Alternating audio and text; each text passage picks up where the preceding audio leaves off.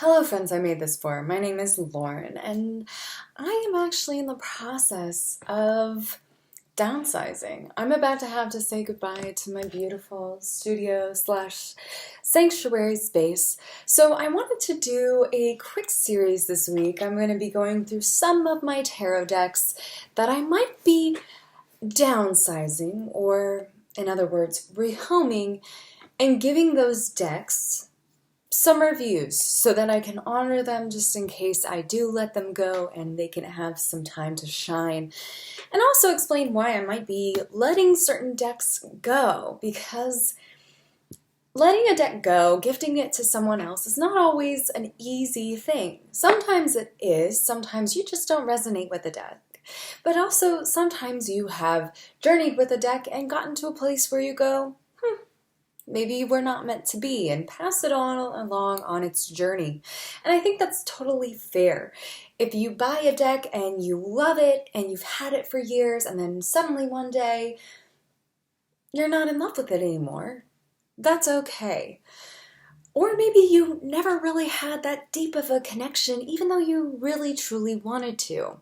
So today I want to honor my first deck in this mini-series, which is going to cause some controversy, the Wild Unknown Tarot. This is an incredibly popular deck, and because of that, I've been meaning to review it, have wanted to for a long time, but being that I'm going to be downsizing soon and possibly saying goodbye to this deck, I thought, it's time. It's time to do some deck reviews on decks that just might be on their way to new homes with me.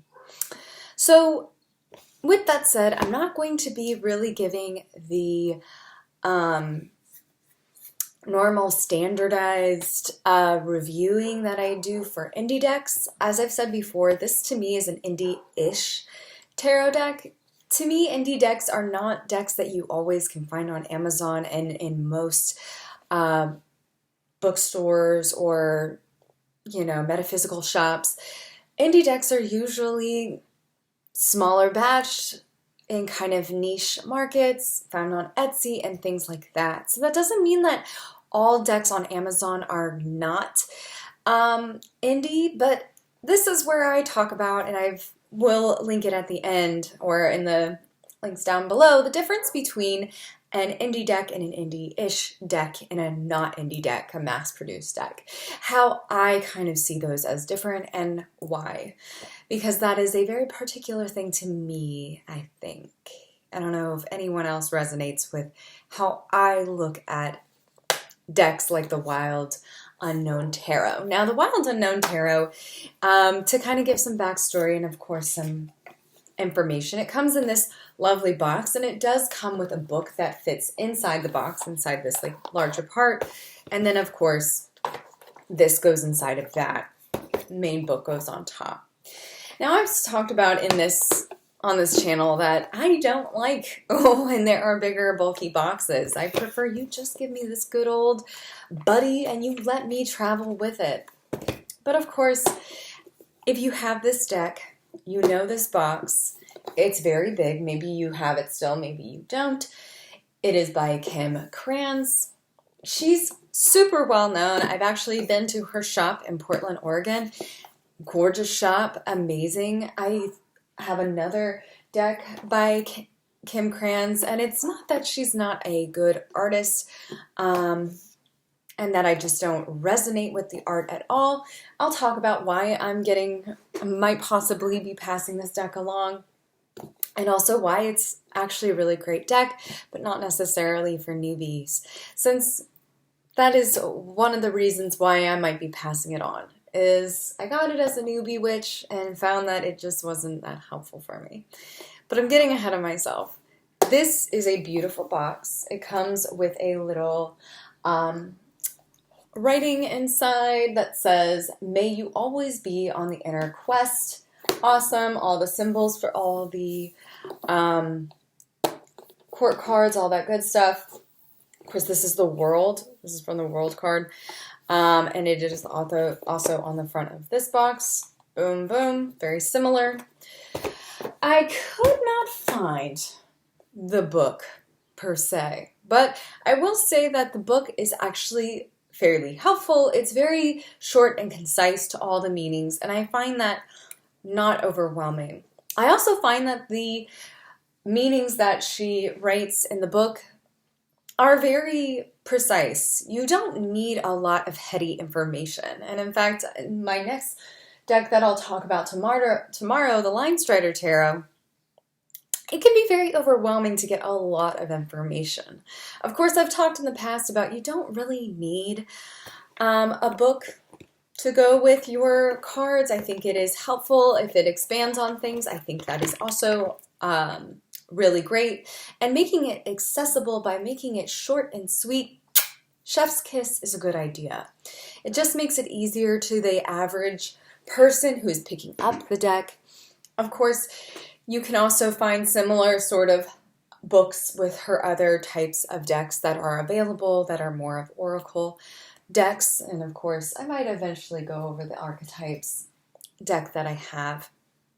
Since it is a pretty decent oracle deck, it is a little overwhelming though. But with that said, I'm getting ahead of myself. We're 5-6 minutes in, and I still haven't told you anything about the deck itself. Well, before, of course, I can do that, this is the box. It's a decent little box. It is a little loose, but not bad. It has a good seal to it. It's a good quality box. So to me, this is really the only box that it needs. And on the inside, it has another little paragraph saying, "Welcome to the Wild Unknown Tarot. You'll find no wrongs or rights inside this box, only mirrors for reflecting.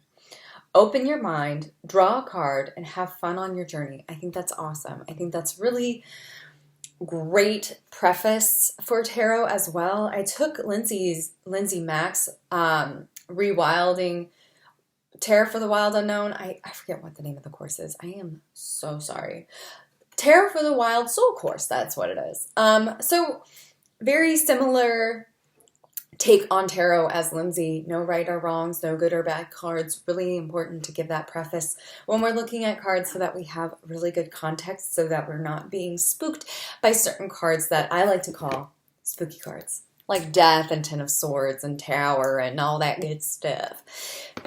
But again, we're here. Let's talk about the cards. Now, as I said before, I bought this deck as a baby witch. It was a recommendation that I received, and I went ahead and bought it when I saw it at Garland of Letters on South Street in Philadelphia. This wasn't my first deck, but it was one of my first decks. And I would say that this is probably, it was my first technical tarot deck. Now, here's the thing about the Wild Unknown. It is a super popular deck. It's beautiful art, and it is consistent within the whole tarot. So for example, I've used this deck quite a bit, the Lovers. It's super inclusive because there's no people involved. So that's also really helpful. The High Priestess, love this version of the High Priestess. There's definitely some really interesting cards in this deck. And for me, it's inclusivity because it's so open, and the fact that the art is really consistent. It's really beautiful art. It's really great. Now, some of the cards, like the Star, don't give a lot of information. But if you have a classic tarot deck, you'll find it really useful. Here's the World, as I said before. That's the symbol. This has been a really interesting deck to connect with. But I definitely did not find it as helpful as I do now that I'm not a baby witch. I found some of the, how do I put this? Some of the writing, or some of the art, so minimal that it was really challenging for me to read as a baby witch. And I see a lot of baby witches buying this deck. And it's not because it's a bad deck. I know that a lot of people love it. It's a gorgeous deck with lots of gorgeous cards. Unfortunately, the context when we're looking at the pictures on this deck is a little spotty. So for example, you see this card, maybe you'll meditate with it and you'll understand parts of it and understand it. But will you truly get what it's about? Maybe not. You might have to pull out that book that I was telling you about earlier. And as I said before, as a reader myself, I don't like having to look at the book. I find the most connection when I can look at a card and go, yes, this is the message. This is what I meant to receive. And for some of these cards, like this one, I found this card so perplexing early on in my tarot journey. I found it so difficult to figure out what the fuck is this about. So I think for a lot of people, I would definitely recommend, if this is you're trying to find your first deck, do not go with the Wild Unknown. It's a great deck if you already have a relationship with the tarot. And I say that because one of my second tarot classes I took required all of us to bring our decks. And of course, someone had a Wild Unknown deck and brought it in. And seeing their cards in relationship to everyone else's was actually really helpful for me, because I had the Wild Unknown, but I was using a more classic deck for the class because it was a recommendation. And I definitely found that that recommendation of going with a more classic deck was way more helpful. Also, side quest note, the cups are all swans, the swords are all owls. Just some information in case you're curious about what that is all about. Love death in this one, though. Love it, love it.